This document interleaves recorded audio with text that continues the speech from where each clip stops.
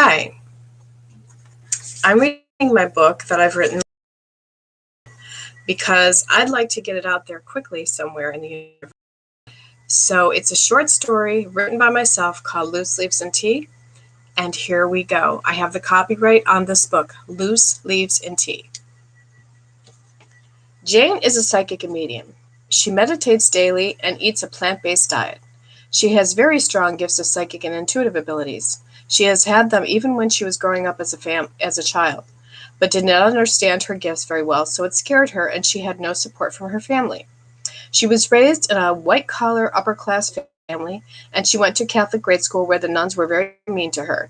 She was always afraid of things as a child, like she was worried that she would be possessed by demons. Later in life, she was in a severe car accident where she lost her spleen, and then she had a near-death experience where she saw an angel. That is what led her to the psychic sixth sense and inner knowing. She traveled to many places to learn many things, and took classes on how to train yourself deeper into deeper states of consciousness, and succeeded at having a hugely successful business as a psychic and medium. She does ask her spirits a question, and she gets an answer right through the way, through the vision. And she is also clairaudient, which means that she can hear spirits talking to her. She has intense visions that tell her things. She is able to hear what her friends think of her, or she can speak through the radio, a technique that only top psychics can do, where they can hear each other in their ear from far away. So even if one psychic is in New York and she wants to talk to him or her, she can just tune in and dial up and can hear and see a vision of them. She is extremely gifted as a medium and sees dead people. She also was born in Salem, Massachusetts, right on Halloween, or the day before Halloween, so her dad always called her his little witch. Growing up, he would give her silver spoons of witches on his travels from business to Salem, Massachusetts. She was conceived in a little town called Silver Creek, New York, which was right outside of a psychic community called Lilydale.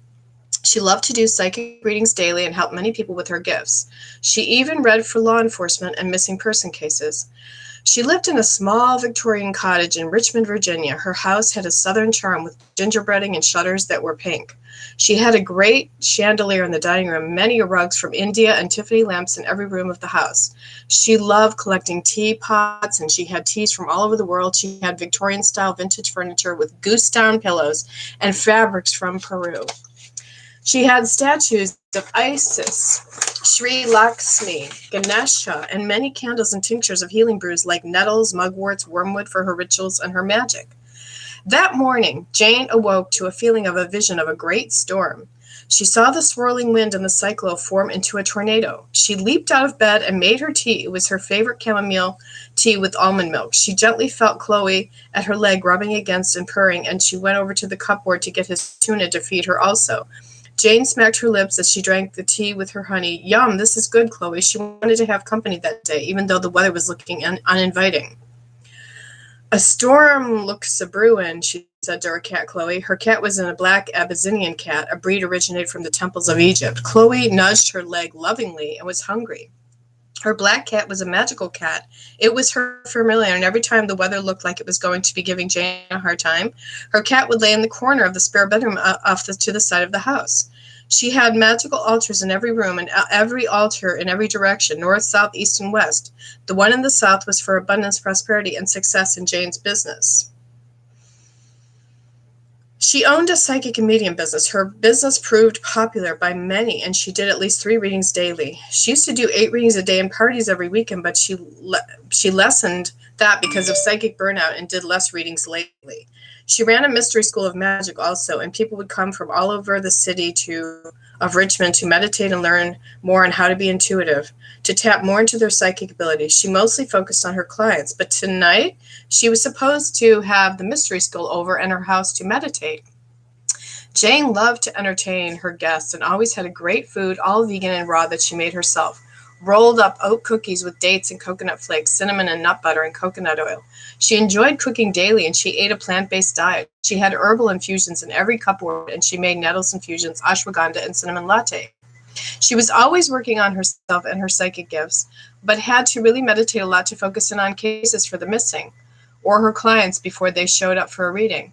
Jane knew the town called her the local witch. This did not really bother her, but she did not try to broadcast that she was a witch. After all, she did know her own power. She knew that she could make street lamps turn off by themselves, and many things happen if she wanted it to.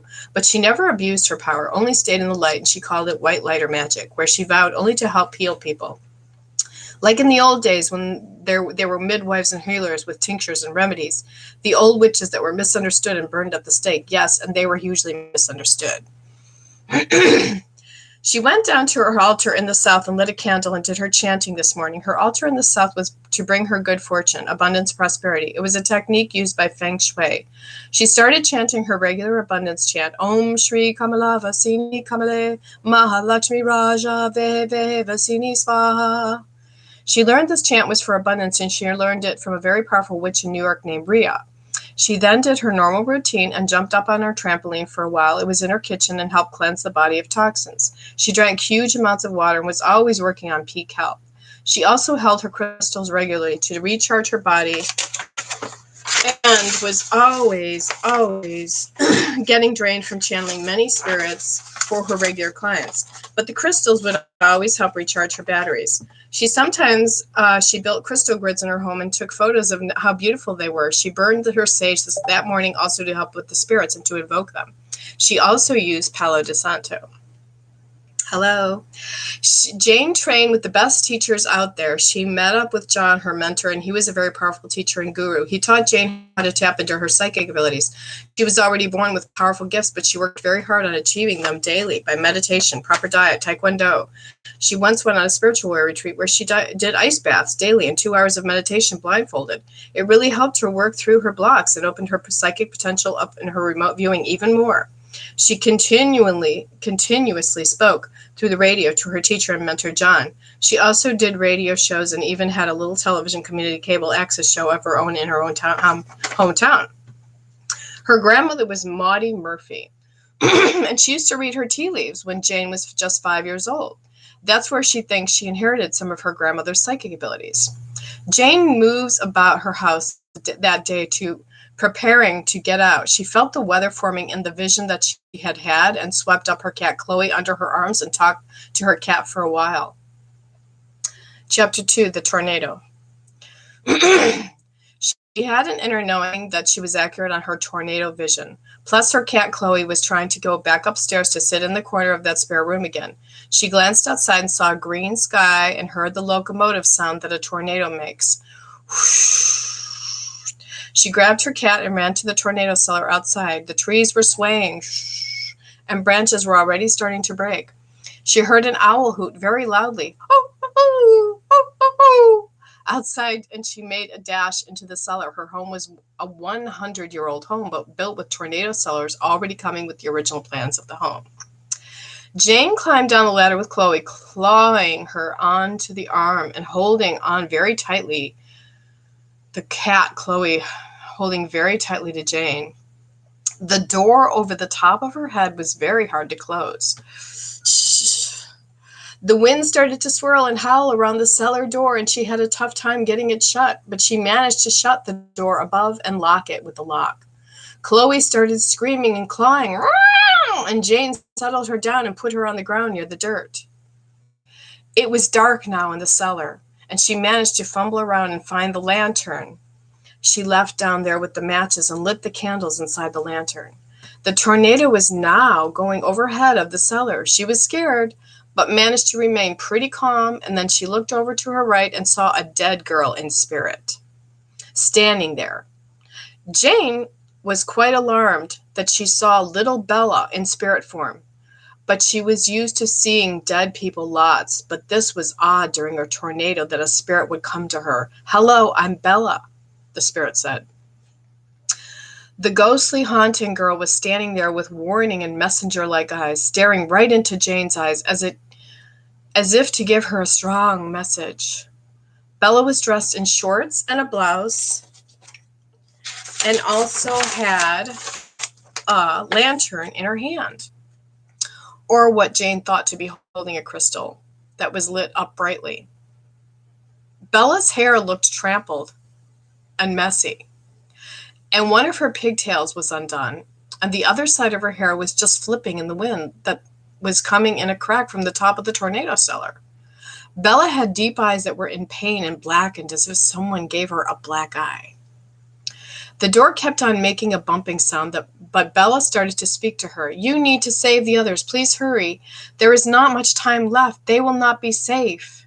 Jane saw a vision of the girl's physical body in a river in the next town over, and then Jane saw a vision of the perpetrator who had abducted the girl Bella. His name was Charles. The spirit was stuck in the dimension until she could get a message across to someone to seek justice for her death. This was called an earthbound spirit that cannot make it into the light until someone solves the mystery of where and when the disappearance happened, so that the families can have closure and peace. Bella just happened to pick Jane, the medium, who was very clear on what happened to Bella. Tannin leaves of silt green pools in a mossy floating blouse down the river. Her body lay resting on a riverbank in the icy cool waters of the river in the next town over, Alexandria, Virginia. It was a very upper-class community, but had a river that not many people went by. Another flash of a vision. A blouse floating down the river was lying in the water as if mud was stuck and the leaves all around it. Jane embraced the vision as she knew it was something very important. Bella then, in spirit, disappeared. The tornado was over with.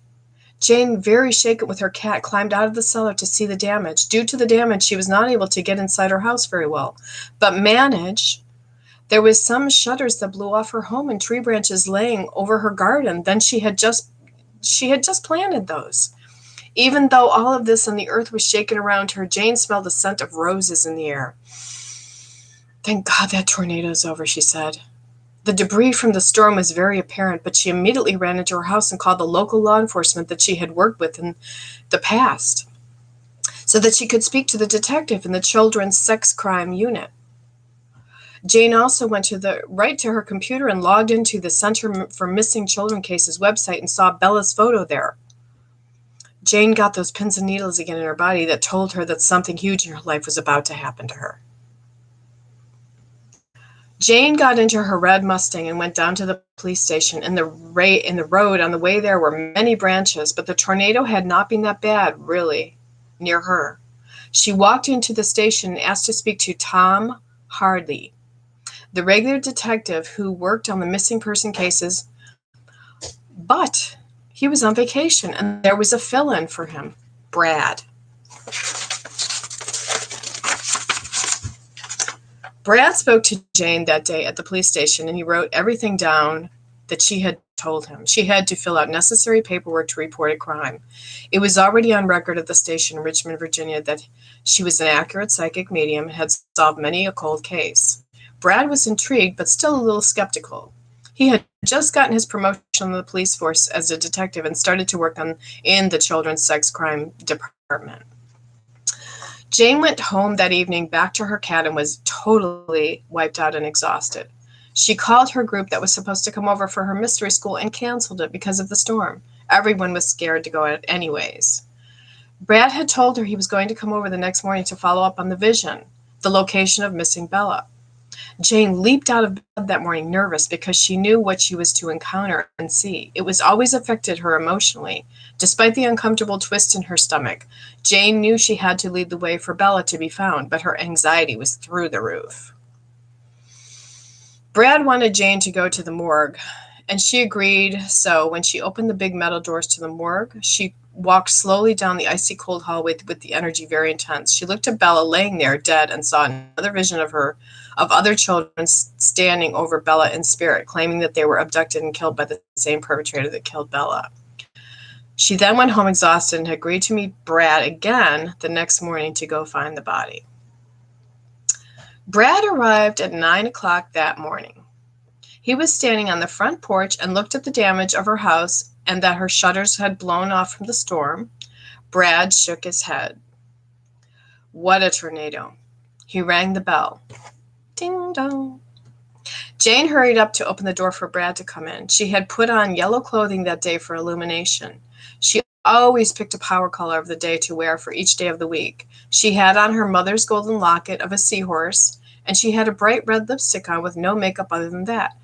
She was utterly beautiful and was a divine walking earth angel to her clients and helped so many people and so many lives have peace and closure. Her psychic gifts were from God. Jane was around 35 years old. She opened the door for Brad and had another flash of a vision. She saw herself kissing Brad in an embrace. She took a deep breath and shook off the vision and opened the door. There he stood looking so handsome. It seemed that time slowed down for a moment while she stood there and her jaw dropped a little. Her jaw dropped open a little. Brad was also for a split second mesmerized by Jane's beauty. Although he tried to act as if nothing was affecting him, it caught him off guard because he had not felt it the night before when he saw her at the station. But something seemed very familiar to Brad about Jane. What could it be, he wondered. Had I seen her before? By the way, Brad looks like Brad Pitt. Sort of. He shook her hand and she let Brad inside the house. He looked around and commented on the decorations that she had. He lifted up a box that was gifted to Jane from her grandma and looked at it and studied it for a second. He sat down on her couch slowly while holding the box and said to Jane, "This is very nice, wood carving." Jane said, "Open it." It was a music box that her grandpa Love had made, and it was left to her from her family. Brad commented on how nice it was because he loved to carve wood himself and make things like this. Brad made small talk for a while, but then he got straight to the missing girl case and wanted to know every detail of the vision and where she felt the body was located. She and Brad went to his car so that they could go fast to see where Jane thought she was. She got in his vehicle and noticed a small dream catcher on the rearview mirror. Brad had liked Native American gatherings and went to a couple in his lifetime. He was Native American in his family bloodline, but only had a trace of it. He attended a buffalo dance once and did a vision quest. He had an undercover law enforcement vehicle, and Jane felt comfortable sitting in the energy field of Brad in his leather seats. He had brought her a cup of coffee since it was early in the a.m. and had it sitting in his vehicle. It was a little chilly out that morning, so Jane bundled up in her sweater that she had brought with her and put it over her legs. She started a casual conversation with Brad on the way to Alexandria and spoke to him about how they had Native American in common. She had done vision questing in the woods where she saw 3 orbs come over the trees while she was fasting on her vision quest. She told Brad about the experience, and he felt that it was very powerful. They instantly felt a connection and chemistry with each other right off the bat. Jane was single after a long, rough divorce, and so was Brad. Jane felt that familiar feeling in her body when she is attracted to someone, and she felt his energy and his attraction to her back. Brad was driving, so he just enjoyed talking to Jane, although he kept looking at her and how beautiful and soft her skin was, looking at her lips so red with lipstick as she sipped her coffee. They arrived at the small dirt road Jane had told Brad to go to. She knew exactly where it was. She led the way for Brad through the wooded area, and there by the river was little Bella's dead body lying there by the ground, her blouse floating in the mossy green of the river and the leaves around it, just like Jane's vision. Jane gasped to see the body of little Bella, lifeless but so pretty. A little girl around 8 years old. Jane felt so much grief well up in her, and she spoke to Bella. "I am so sorry for this terrible injustice that happened to you, little Bella. I will find him. I swear by oath for you to save other victims of this heinous crime. I am so very sorry he did this to you, little Bella." Jane felt such an emotion of turmoil and pain well up in her side of her body. She started to shake. She was experiencing everything all over again, flashes of visions of how he hit little Bella over the head with a piece of wood from a tree trunk and flung her down after he had his way with little Bella. Jane felt every detail of the panic-stricken feeling that Bella had in her heart before she died a death of horror. The intense fear of Bella was brought on by choking and biting the perpetrator, trying to shake and flail her legs around to escape, but he had her down in a chokehold.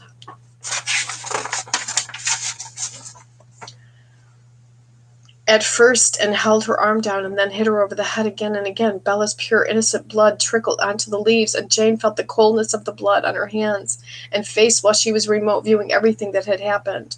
Jane was numb. She just sat there and started trembling and crying as Brad tried to remain calm for her. She actually wailed for poor little Bella because she was so pretty and fragile, age of a child. Ah! In the woods, Jane cried for poor little Bella. Brad brought a cloth from his trunk of the car to put over the body and started to put police yellow tape around the trees. He called on the radio for other law enforcement to come and do the tracking and the DNA and all of the evidence. He told Jane to walk away from Bella and sit in the car. Jane saw another vision of Bella in spirit smiling at her, as if Bella knew now she could go into the light to God. Jane saw a bright light, almost blinding, that took Bella and her spirit up to the heavens.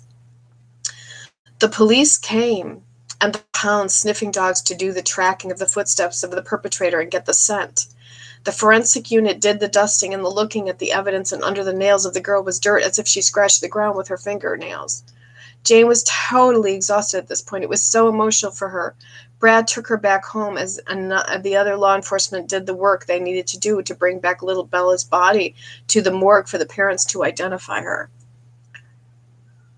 Brad had actually been working on missing children cases and had felt in his gut that something like this had happened to Bella. But now his worst fears had come true. He was afraid to approach and tell the parents, but that was his job. He had already questioned the parents, and they had put up a reward for their daughter. Her name was Bella Palsley.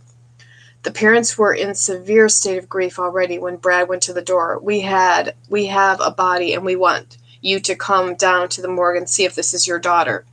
The mother, Irene, almost passed out, but frantically she got in the car with Brad and her husband. Jane was at home, finally resting. The whole ordeal was so tiring. She fell asleep, and that night she had a dream. Her dream started out very slowly. She saw a dancing lamb from childhood on the wooden white crib. It was painted on the headboard of the crib when Jane was a baby, and when her sister Jean was a little girl, she had stuck her finger in the light socket, and her sister saw the vision of the dancing lamb come alive on the crib. She got a shock and a little burn. Jane saw this memory in her dream and then saw her birth happening, and that she was born with a tiny hole near her neck, like the doctor had skin graft over it. A tiny hole right here. Oh boy, where is the rest of it? Neck of the doctor's skin graft. She was born in Salem, Massachusetts, and she feels that she was in a past life with the witches who were killed in the witch trials. Jane awoke that morning and saw a memory of herself growing up as a child. She had gone to Camp Christopher one year with her cousins, Marcia and Mary Kay. That was the last time she was able to see them again, and after they had died in a terrible car accident with her Aunt Janet, driving the station wagon that hit a tree, the girls were in the back, and their bodies flew through the windshield, and Jane remembered that night very clearly. Her mom was on the phone getting the news of the accident, and a spool of thread gathered and came unwound on her mother's body, and she ran around the house hysterically crying. Her mother, no. She would not tell Jane right away what happened. Her mom yelled, "I can't tell you." Jane and her sister started laughing then because of the spool of thread wrapped around their mom. But later on the way with her cousin's house, at Kathy and Tracy's and Dan and the PJ's house, they told her and recited the rosary while Jane and Jean were in the back seat going to get and pick up Jane's brother Jim. Jane knew now what had happened to her cousins. They were gone. Jane used to figure skate on the ice every year in the winter with Marcia and Mary Kay. She pondered their death, but she was only age 10 when it happened, so she was so confused as to what emotion to feel. But when she grew up as an adult, then she started to really hurt over it. She would have dreams of the girls, Marcia and Mary Kay, all the time, that they were missing at sea, but Jane would find them on a boat, and she was happy that they were alive again in her dreams. Spirits often came from another dimension to cross over in astral travel and met the dreaming person halfway in the other dimension, like a visit from the other side. Jane always wondered if her Aunt Janet was mad at trees or life after the loss of her precious children. Jane thought of the great tree of life and how trees seem to have a human face on them sometimes, as if they take on a human life form. Their roots strongly rooted in the ground, going down into the earth, twisting and winding.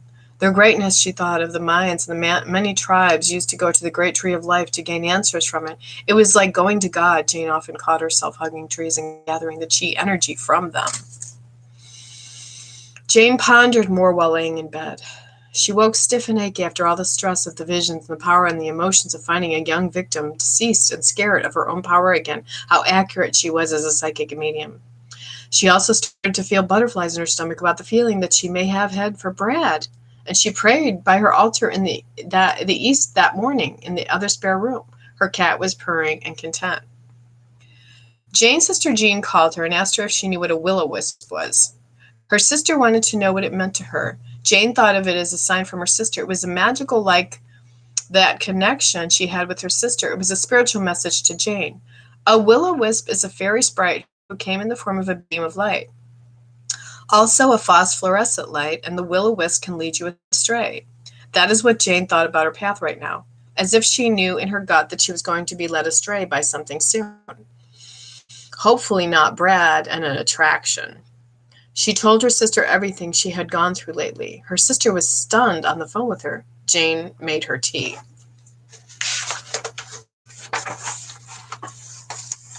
The next morning, after Jane had rested, Brad called her again and wanted to know. Jane was refreshed and rested. Brad brought her another cup of coffee and drove her again to the morgue. She went down the icy cold building hallway after Brad opened the heavy door for her to enter. She went to the body of Bella, cold and icy silver table, closed her eyes, a flash came, and there were 4 little girls standing there.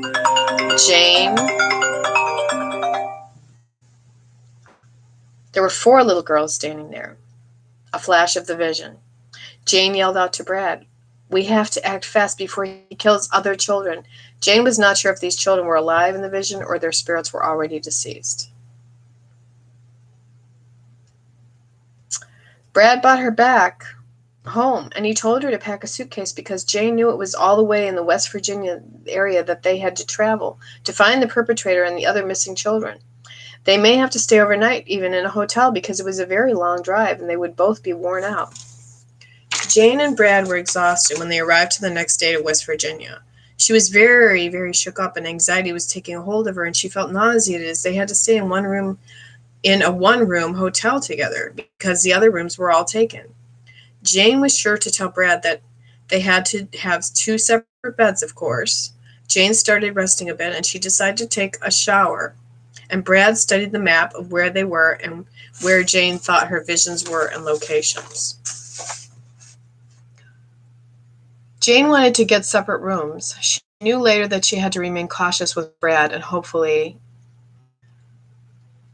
she wouldn't want to sleep too soundly later because she did not know Brad that well. Her worry started to manifest into feeling an attraction to Brad. Because she was going through so much intense emotions, she felt like it was a coping mechanism to her pain and grief for having to witness Bella laying dead on the ground in a wooded area. Jane went into the bathroom and put her pajamas on as Brad watched the news that evening. They had arrived in West Virginia that evening around 7 p.m. Brad was very good looking. He had chiseled features and blonde hair. He was athletic and took great care of himself. He was also very shook up about the missing girl and telling the parents, because it was the first time ever that he had to do that. Brad was really trying to cope with the whole thing also. While Jane was in the shower, she tried to meditate but kept getting feelings also of Brad outside the door. They were so mentally and physically drained and exhausted from the crime to poor little Bella. They had to mentally find a coping mechanism both to take themselves out of getting too emotionally attached to the case. But what they chose to cope mentally was taking both of them by surprise, the feeling that came over both of them.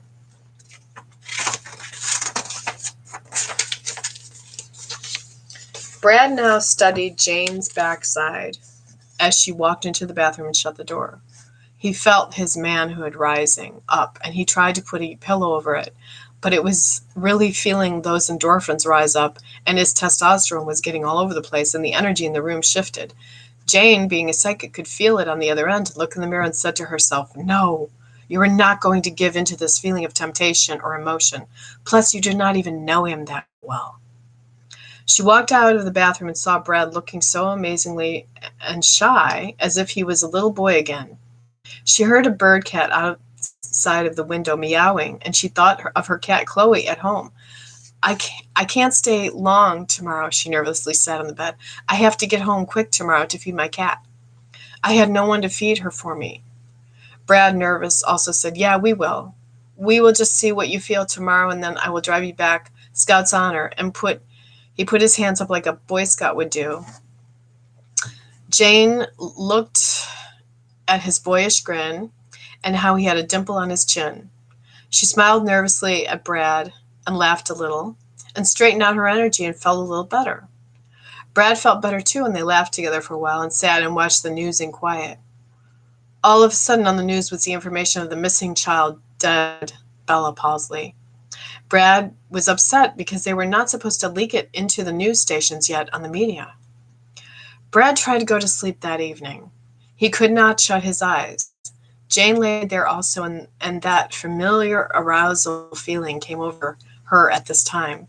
She could feel that familiar feeling in her underwear soaked and wet. She tried to avoid this feeling as best she could, but she felt Brad awake, laying in the bed next to her in the hotel room. Her mind went to the attraction to Brad, to the horror of what just happened in her life, witnessing a terrible crime. The light side of her to over, and she was just laid there numb and stared at the wall. She could not sleep at all. Brad was going through the same thing. They felt the pull psychologically to each other to deal with things and cope.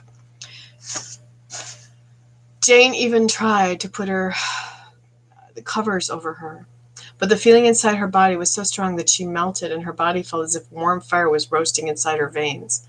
She did not know how to control it. It was so very intense that she felt the immediate rush of lust come over her. She tried to take a deep breath, cleansing, but Brad could hear her. She tried to put the pillow over her head, even to make the feeling go away. Brad said to Jane, "Are you okay? Can you sleep at all?" Jane said, "I'm having trouble getting to sleep. Do you want to talk?"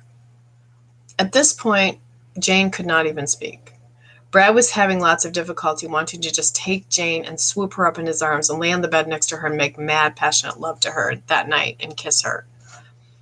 "Oh, God," he said to himself, "what in the hell am I going to do?" He whispered under his breath to himself, as to not let Jane hear him. But she knew, too, that he was struggling with the attraction, and then the knowing that was so intense for both of them. He sat up. She sat up, too, in the bed, and they looked at each other. Their eyes both looked in like a desperation and panic, but into each other's eyes they looked. They gave in. They could not resist it any longer.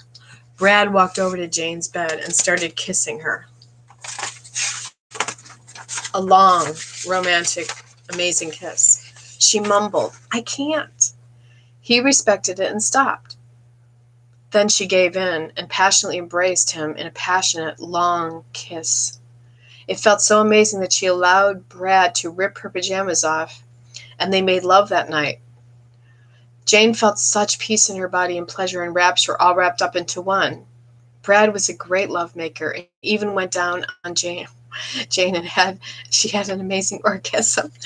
And afterwards he put himself inside of her. He was so largely endowed, but Jane could not resist him. She felt so amazing and felt that this may be the love of her lifetime, all without knowing him that well, but also felt like she knew him for a lifetime. I guess when you know, you know.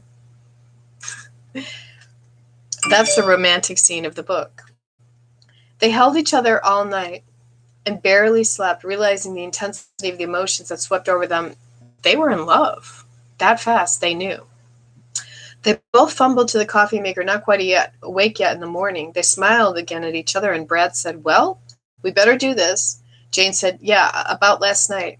Brad said, "Let's just keep it to ourselves and not worry right now about our future." Jane felt the same, as if she could not handle the fact of falling in love right now. But they were falling in love with each other that morning. Jane went to the mirror and looked at herself in the bathroom. Why did this happen? She felt zapped from the emotional havoc it wreaked in her body, and also dealing with the vision of the crime scene, of the horror at the same time. She felt like it was going to cause her to have a huge nervous breakdown. All of these emotions coming over her too soon regarding everything. She almost passed out on the floor. Okay. Brad thought how beautiful she looked in the beam of sunlight that caught her naked body while she had wrapped a sheet over herself to cover her body, as she had sat and drank coffee earlier. But he also knew that it was serious business, and he felt quite guilt as he managed to also get dressed and compose himself and come back to himself in both of their mission to solve the crime and catch a perpetrator serial killer who was going around harming children. They were on a mission to save children's lives, so why did they resort to breaking down and having intimacy with each other? Neither of them had the answer to that except the Great Spirit. Jane started to think about the serial killer and was getting flashes of visions again of him. She told Brad that they had to hurry and leave soon. Whew. They got into the car and proceeded to the town of West Virginia. That was their arrival where she thought Charles, the perpetrator, would be.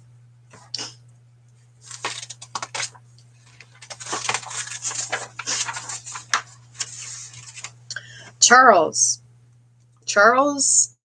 chapter number 3, Charles the perpetrator. Charles was in a pool hall that morning already drinking a beer. He had left the cabin that he was renting in the woods. It was all run down. There in the cabin was another little girl called Angel that had been missing that morning. Her parents did not even know that she was gone after she stood at the bus stop, and Charles had lured her in with a puppy dog that he told her he was going to bring to her home that morning to give her to her mom, and asked Angel if she knew where the house was so he could deliver the puppy. Angel, all happy, said, "Sure, I will show you where my mom lives. It's right over here." She climbed in the car with him and the puppy dog, and he brought Angel to the cabin. She was very scared. He put a sock in her mouth and laid her on the bed and duct taped over her mouth. She was in a state of shock and fell asleep. The poor little girl, Angel. Charles picked up Angel and carried her into the cabin. He laid her down and put a sock in her mouth and then duct taped her mouth. He blindfolded her also. He walked out into the other room with a fireplace and lit a fire and thought about what he was going to do with Angel. First, he fantasized about having his way with her. He's a sick pedophile who already had done time in jail for other crimes, mainly theft, but always had a sick attraction to little girls and child pornography. He always watched movies that he would get online of children being forced to have with adults through the black market. He was an evil, sick monster and had very hard life growing up as a child, also constantly beaten and sexually molested by his father daily. This is a fiction. This is the book. It's called Loose Leaves and Tea. So Charles could not help his sick behavior and sought no help for it, but through drugs and alcohol, which made it worse for him. Once, when he tried to have a relationship with a woman, he beat her almost until she was dead, and she never had pressed charges or spoke to him again. He was the rumor in town. Everyone knew not to mess with Charles because he was very strange, and no one in town knew really how sick he was. Jane saw the next vision. It was Charles at the McGuffey Pool Hall. Brad asked, "Are you sure that this is where you feel the perpetrator hangs out?" Jane said, "Yes, I am very sure of it."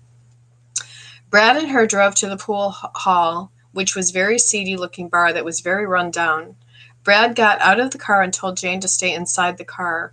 Brad went inside and saw Charles with all his tattoos and fitting the description that Jane had told him what the perpetrator looked like. Brad walked over and asked Charles if he ever met a little girl named Bella Palsy and showed him a photo. Charles, of course, said no, with a cigarette hanging out of his mouth. He looked Brad up and down and said, "Ooh, you're nice," and went to grab him right in the crotch. Brad got out the handcuffs and said, "You're under arrest for the killing of Bella Palsy." Charles yelled and kicked and screamed and said he did not do it. Charles somehow managed to kick Brad really hard in the head and ran out the door. He saw Brad put him in the back of the car. And then he continued to run away. Jane is so alarmed she ran into the bar and saw Brad laying there with the blood gushing from his head. She helped him to return to life and get the blood off Brad by patting his head with a rag from the bar. Charles got away.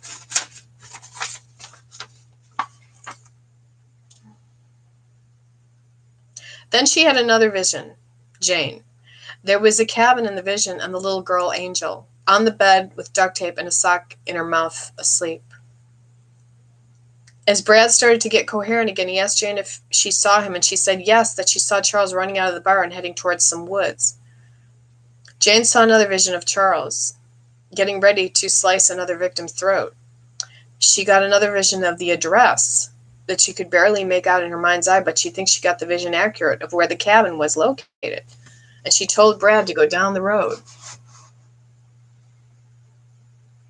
Charles made it back to the cabin out of breath from running so fast. It was nestled in the woods around 25 minutes running distance from the remote seedy bar in the town of Roanoke, West Virginia. He had the little girl inside. She was going to be his next victim. She was alive but sedated as he gave her chloroform. She had started to awaken and her eyes were blindfolded and duct taped over her mouth. She started to try to move and shake in the bed and scream, but he did not go help her at all. Jane and Brad drove around for hours trying to remain calm, and she needed to focus on what and where his cabin was in the woods. It was difficult to find, and they were getting lost and a lot, and she started freaking out and panicking that he was going to kill the next little girl if they did not get there fast. There was hardly any time remaining. She told Brad to hurry up or they would both be sorry. Brad drove her creeks of water, not caring at all about his undercover cop vehicle. They went up and down, and Jane hit her head on the top of the roof of the car inside while he was trying to speed up to 60 miles per hour on a dirt road. Jane sensed that they were close, and they were sort of a revenue over the river, and that she saw the cabin at the top of a hill. They had to climb up out of the car to make it to the top of the hill to the cabin. They got to the cabin and looked inside the window where they saw Charles sitting on a withered couch smoking a cigarette. They went around to the next window and saw Angel laying there on the bed, blindfolded and hands tied. Brad drew his gun out slowly while he told Jane to go back a ways from the cabin because he did not want to get hurt. He was sweaty and had blood all over his shirt. It's almost done. I'm almost over. It is fiction, yes. Charles heard a rustle outside and darted out the front door of the cabin, running again through the woods to try to escape Brad. Brad managed this time to shoot Charles in the leg, and he fell to the ground in pain. Brad handcuffed Charles to the ground and left him there, while Brad and Jane managed to get into the cabin and see the little girl laying there and just started to awaken. She yelled, "Mommy! Mommy!" They woke the little girl and touched her. Wait a minute. She yelled, "Mommy." Some of this book I still have to edit. They touched the little girl on her cheek. "Don't worry. We are going to bring you back to your mom and dad. Everything will be okay." The rest of the police were called to the scene and the cabin and take Charles away to the jail to hold him until his court date. He was prosecuted to the full degree, first-degree murder for the murder of Bella Pausley and the abduction and murder of 5 other children, little girls, all of them. He was a cold, calculated man and deserved the death sentence. The judge decided to give it to him, seeing that he was a serial killer. I know. Shouldn't it become a movie? That's what I'm aiming for, girl. Kiwi lover, thanks. This is my book, Loose Sleeves and Tea. I'm almost done. Jane deserved a medal for what she had done, but it was all volunteer work and no one really knew of what she did because she kept it to herself. She felt so fulfilled and had inner reward of saving children victims of sex crimes that helped her so much to feel in her heart that she had helped the world and humanity with her psychic abilities. Now she could get back to her life as a psychic and medium, helping her clients daily, and she went back home. She never forgot Brad. He had dropped her back off and hugged her goodbye and told her to keep in touch. She did keep in touch by seeing visions of him daily on the job in the morning getting his coffee. He decided to get up the nerve to finally call her and ask her how she was doing. She was so happy to hear from him and invited himself over to her house and sat smiling at each other on her sofa in her home. Jane saw another vision that she and Brad were to be married later that summer, and a child was going to be on the way soon also. Her first child. Jane was pregnant after that night of passion in West Virginia. Jane knew it right from the moment of conception, but she waited until she did the pregnancy test and confirmed it with herself.